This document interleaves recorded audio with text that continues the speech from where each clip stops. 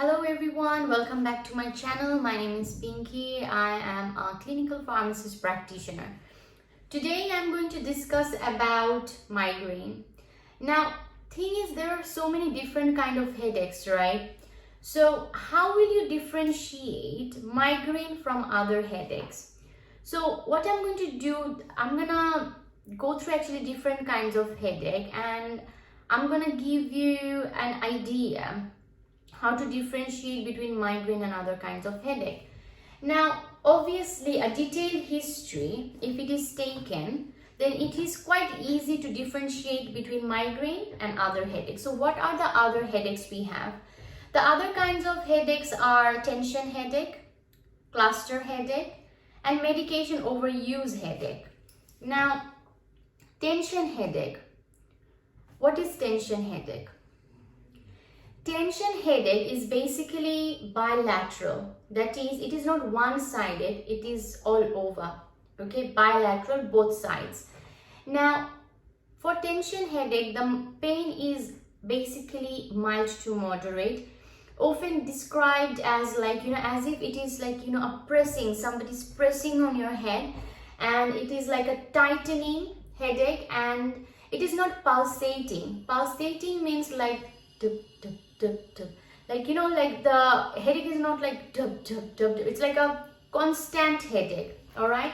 And it is not aggravated, like it is not increased by any kind of activities or any kind of daily living, activities of daily living, and it is not associated with other symptoms. So tension headache, it's basically bilateral, okay, both sides, mild to moderate pain, and it's like a pressing, tightening headache. It is not pulsating, and it is not aggravated by any kind of activities, daily activities, and it is not associated with any other symptoms.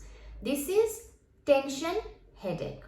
Now let's talk about cluster headache. So what is cluster headache? In cluster headache, basically it is unilateral symptoms, and the pain, it is very severe pain, and the patient will be restless, agitated, and unilateral, there will be like red watery eyes, nasal congestion, facial sweating, and the onset is abrupt, and it is short-lived, so 15 minutes to maximum 3 hours, and there can be like different episodes within the same day, but it lasts basically between 15 minutes to 3 hours.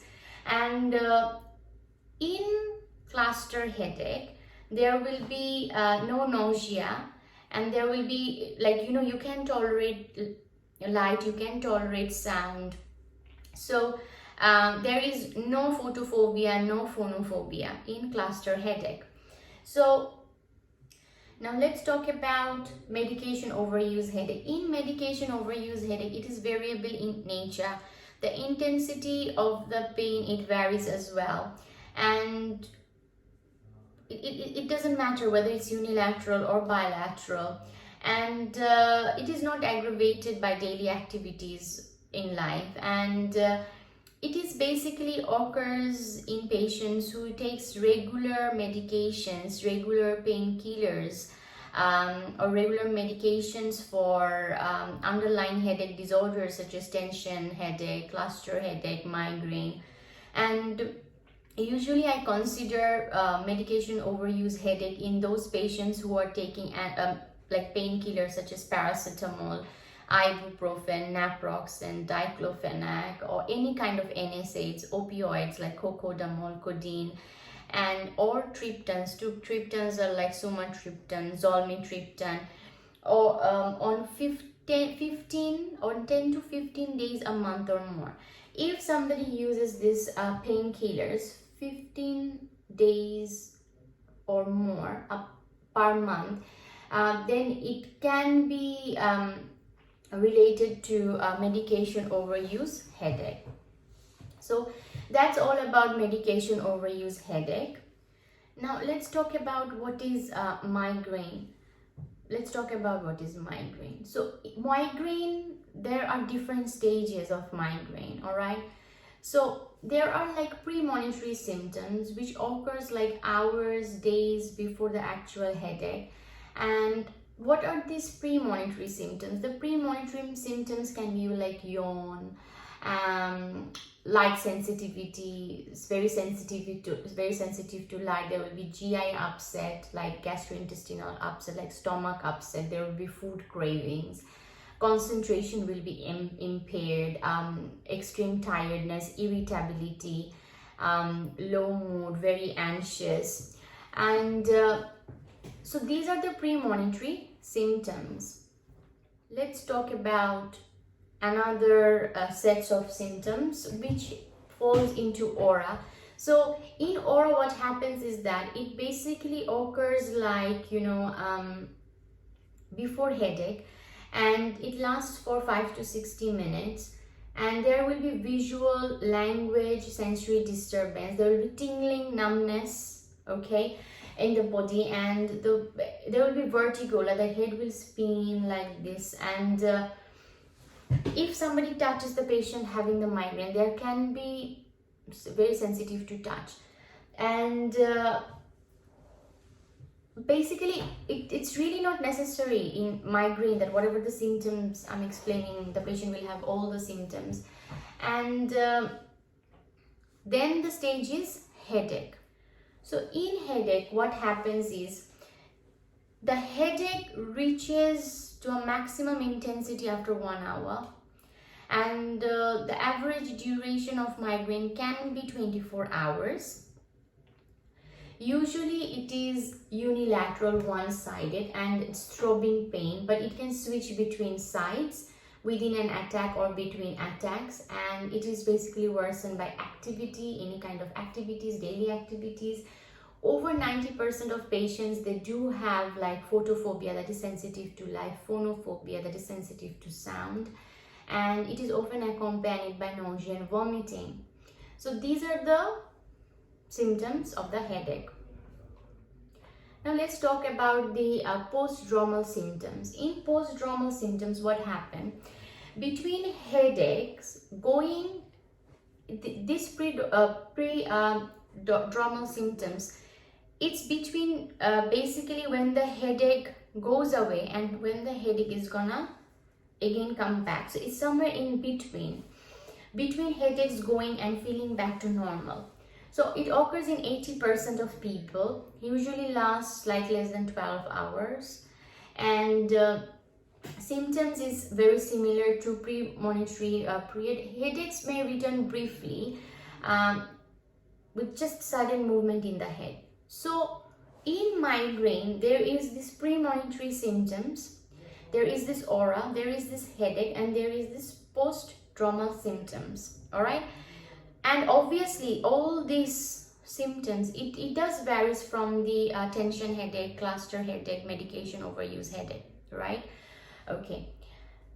When diagnosis somebody with headaches, it's very important to rule out the red flag symptoms. What are the red flag symptoms?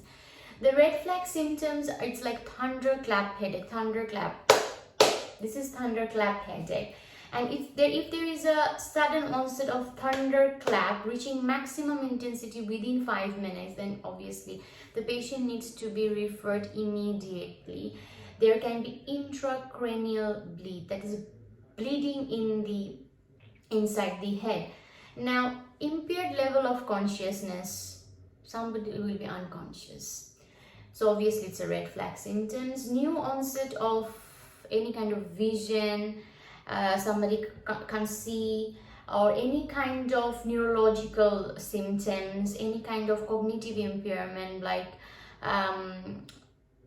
not understanding what's going on, losing that kind of cognition, okay, cognitive impairment, and changing personality, changing of personality. And if there is fever with worsening of headaches, high temperature, if there is a recent head trauma in the past 3 months, headaches which is triggered by exercise, sneezing, coughing, or while standing, and headaches that changes with posture, And so these are the red flag symptoms.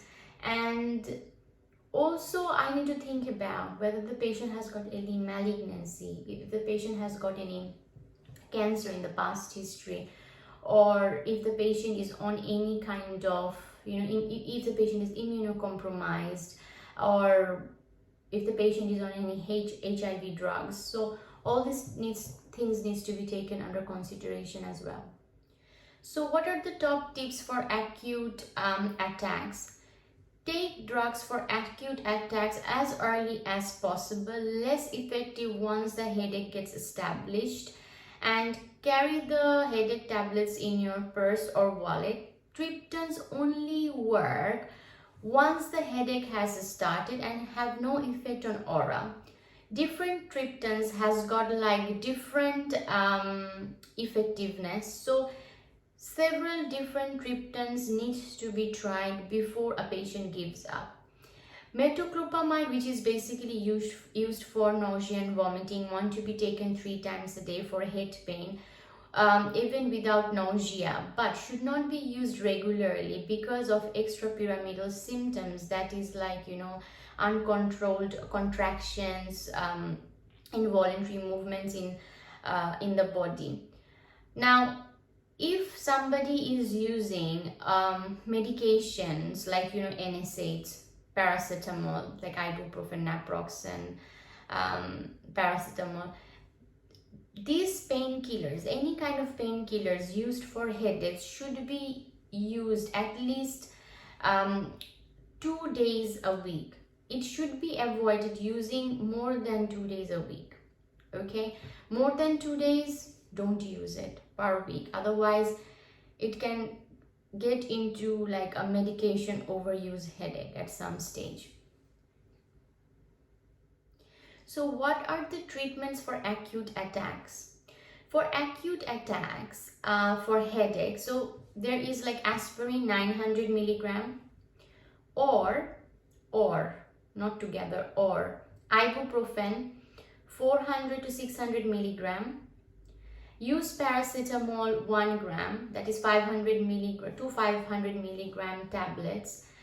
If patient can't take aspirin or NSAIDs, if aspirin, ibuprofen, paracetamol, it's not helping, then triptan can be added to these medications. Triptan, obviously the first line is sumatriptan, 50 to 100 milligram. And if the patient is having nausea as well as vomiting, then metoclopramide 10 milligram can be considered, or prochlorperazine can be considered as well. The dose of prochlorperazine is 10 milligram. And now there are other options as well, like nasal zolmitriptan. If the sumatriptan is not helping, nasal zolmitriptan 5 milligram, which can be repeated after at least 2 hours if migraine reoccurs. And zolmitriptan, it's basically 10 milligram per day. Or there are other options like subcutaneous sumatriptan 6 milligram repeated after at least 1 hour if migraine is coming back. And should not be these medications like zolmitriptan, sumatriptan, these medications should not be repeated if there is no response for the first dose, and maximum is 12 milligram per day. And obviously we tend not to offer like any kind of steroids, opioids, or any other medications for headache. For headaches, we also do consider like prophylactic use of medications. Prophylactic use of medications means medications are used prophylactically beforehand so that the headaches can't come. Okay, and so when do we consider prophylactic? So we consider prophylaxis, it depends on the headache's impact on the patient's quality of life. So I will ask the patients like frequent some questions basically, and how are you coping up with your pain, do you have any sleep disturbance, effects on the quality of your life, or any. I will also get a bit of an idea of the family history, social life, education, how are you coping up with your work, and what are your views, your concerns about your medications. So depending on the impact of life, I will consider whether the patient needs any prophylactic use or not. Prophylactic use in a way that, should I give some prophylactic medication so that the headache doesn't keep on coming back and interferes with the quality of life. Also, it's very important to give some tips about prophylactic medications. That is, prophylactic medications should only be considered if the headache is so frequent that it is like more than one per week, and each drug should be used for 3 months at highest tolerated dose before deciding that it doesn't work. And this prophylactic use needs to be reviewed, and it needs to be even considered stopping after at least 6 to 12 months. Now obviously we are going to go through the prophylactics now. The prophylactics basically, the aim should be 50% reduction in frequency and severity of the headache. Now let's discuss about the prophylactic medications. So the prophylactic medications, we got the propranolol. The propranolol is 80 to 160 milligram per day. Target dose is basically 80 milligram twice a day. Then there are other alternatives as well. If the propranolol didn't work, 3 months trial didn't work, then I can go for amitriptyline. Amitriptyline 25 to 150 milligram at night. Target is basically 30 to 50 milligram. Then if amitriptyline didn't work, okay, fine. Then I might choose topiramate. Topiramate 50 to 100 milligram per day. Target dose is 50 milligram twice daily. Topiramate is teratogenic, okay, and interferes with contraception. So any women who are planning to become pregnant, topiramate should not be prescribed. And so after that, there is like sodium valproate. Sodium valproate is 400 to 150 milligram, 400 to 1500 milligram per day, and target dose is 600 milligram twice daily. It is teratogenic as well. So women of childbearing age must be on pregnancy prevention program. Then there is candesartan, another option, 16 milligram per day. Target dose is 16 milligram per day. Riboflavin is another option, may work for some, 400 milligram once daily, not for everybody, but for some patients it might do the trick. Then there is flunarizine, 10 milligram per day, and basically it should be decided by the hospital secondary care. Then there is like acupuncture. Acupuncture, there are evidence that it helps, specific acupuncture, and pizotifen, gabapentin, pregabalin, then any kind of ACE inhibitors like ramipril, lisinopril, then SSRIs like antidepressants, sertraline, SNRIs, or other anti-epileptics should not be used as prophylactic. Now, the referral criteria, again here, that obviously the red flags which I've already discussed, and if 3 or more therapies have failed, then the patient needs to be referred. Okay. So that's all about headaches. So I have discussed about the tension headache, cluster headache, medication overuse headache, and also about migraine, how to differentiate, what are the red flag symptoms, and when to refer the patients. Okay, so the red flag symptoms are very important, and what are the prophylactics, what are the treatments available. So pretty much that. So if you have any questions, put it in the comment section below, and I'll try to answer them. and I did follow the guideline basically, so that it's very important to follow the guideline, because it's evidence-based guideline. There are evidences that whatever I'm suggesting as per guideline, it will help. Thanks for watching. Do like, share and subscribe my channel if possible, and thank you so much. Take care and stay safe. Bye for now.